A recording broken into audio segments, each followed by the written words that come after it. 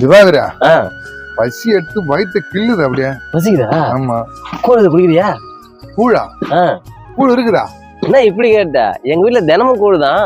ஐயோ ஐயோ பா, கூழ்னா எனக்கு உசுருப்பா. அப்படியா? கூழும் சின்ன வெங்காயம் தொட்டு சாப்பிட்டா அடாடா அமிர்தம் மாட்டா இருக்கும்பா. ஐயோ, எங்க அக்கா கையில கூழ் குடிச்சு பார்த்தா வச்சுக்க அமிர்தம் மாதிரி இருக்கும்.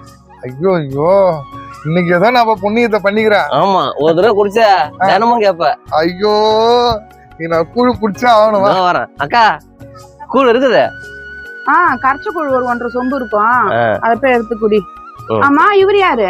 என் ஃப்ரெண்டு. சரி, நீ அதை குடிச்சுனே இருங்க, அது பார்த்தா அது நான் வந்து கரைச்சு தரேன். சரிங்க.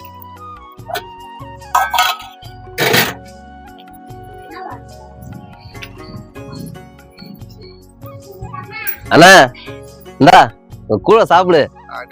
உனக்காகவே ஸ்பெஷல் கூழ், செமையா இருக்கும். ரொம்ப சந்தோஷமா, ரொம்ப நன்றி. பாரு, இதுல என்ன இருக்குது? நீ வேற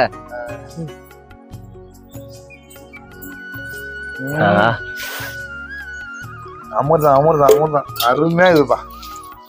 தினமும் வந்துரு இந்த பக்கம். கண்டிப்பா, இதுக்காகவே வரேன். எங்க அக்கா கை பக்கம் அப்படி.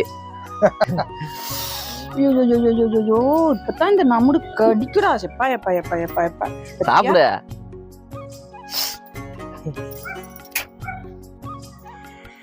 அம்மா ஆய் வருது. ஏண்டா, முன்னதான் ஆய் வருதுன்னு சொன்னேன், கழுவி விட்டுட்டு வந்து அந்த கூழ கரைச்சேன். இருக்கிற வேலையெல்லாம் முடிச்சுட்டு இப்ப கூழ் கரைக்க உக்காடுறேன். நான் கூழ் கரைக்கிறப்பெல்லாம் உனக்கு ஆய் வருமாடா? ஒரு நாளைக்கு எத்தனை தடவை தாண்டா ஆய் இருப்ப? மூக்கு பாரு, வாய் வரைக்கும் ஒழுகுது. இங்க வா, இங்க வா. மூக்குல பாரு எம்மா சளி. கட் சிந்து. பாப்பா பாப்பா பா. செப்பா உள்ள போ, அப்புறமா ஆய் போய்க்குவ.